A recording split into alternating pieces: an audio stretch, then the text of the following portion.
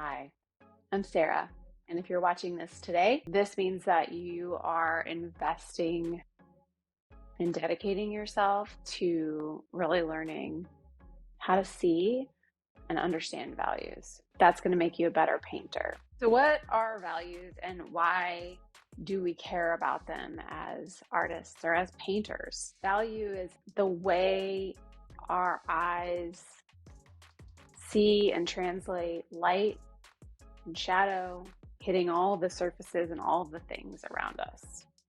It's the lightness or darkness of everything we see. If we didn't have light, we wouldn't be able to see, right? So if we didn't have values, we wouldn't be able to see.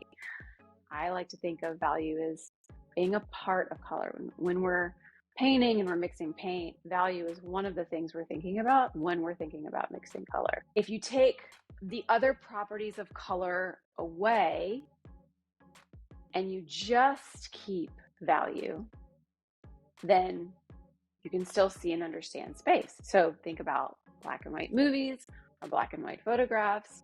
We can look at those things and our eyes and our brains can still make sense of what's going on. But here's the thing, is that value is not intuitive. Non-artists, people who aren't translating their environment and creating realistic depictions of things, are just seeing things for the way that our brain comprehends them. And our brain does a really fantastic job of making sense of all this stuff without us having to think about it. And so when we start to learn to see as an artist sees, as a representational painter sees, we have to almost bypass the part of our brain that takes all these things for granted. We have to learn how to see what's really there and stop, letting our brain compute it for us. We have to let our eyes do the work and tell our brain to stop telling our eyes what our eyes see. Learning values is very much this process of seeing what's really there, not what our brain thinks it's seeing there.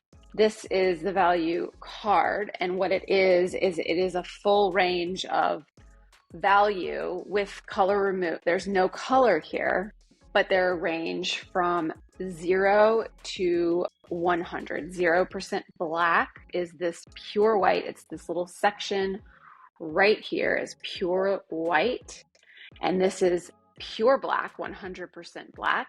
And each number on the card is 10% darker than the previous. We've got 10% black, 20%, 30, 40, 50, 60, 70, 80, 90% black to 100. The reason why I have left the pure white and pure black as these small little pieces around the edges is because usually it is very rare that when I'm painting, I ever get that dark or that light. If I get that dark or that light, it is a tiny little highlight or pop of something. I really don't want to go outside of the 1 and the 9 while I'm painting, and I leave these extremes for the very end. There are two main ways that I use this thing. The first way is to identify what the values are of the subject that I am painting. I hold it up in front of me and I will try to line up the edge where I think it's the right value. And when I squint and I see that edge starting to disappear into the subject, that is where I know what the value is. It can be really hard to assess the value of something when you're looking at a really saturated object. So let me get an example. Say I were painting this red box here, and I held this value card up in front because I want to understand the value of it. Really, really bright colors can be very challenging to translate values. The reason is because they're so intense and saturated that our brain says, oh, that's light. We always think they're lighter than they really are.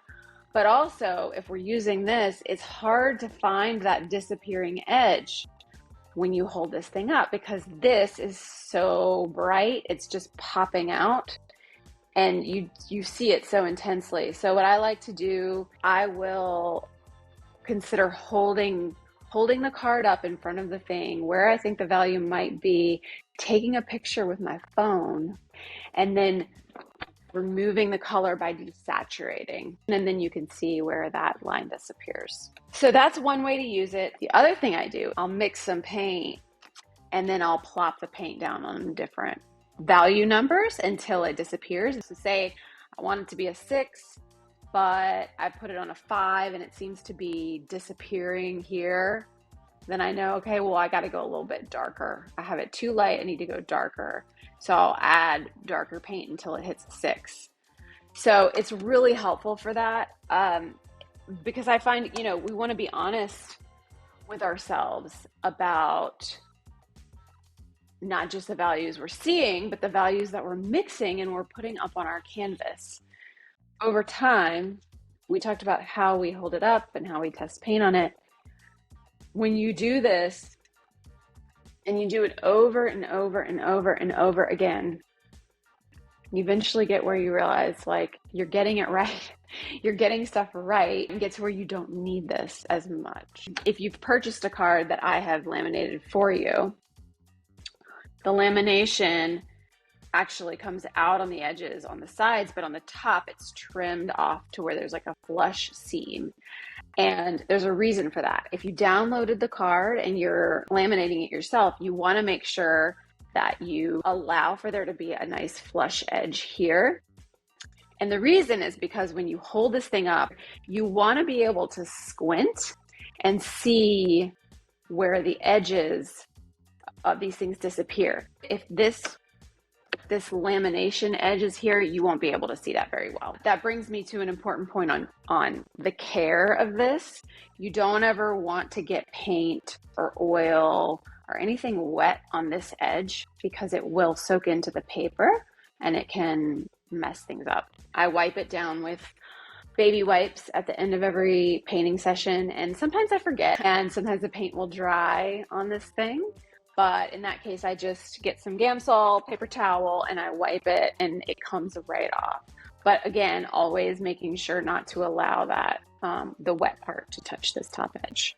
I'm going to do a demo of my process so you can see not just this, but also just how I paint in general, which hopefully you'll learn something from that as well. And I am now ready to get started painting.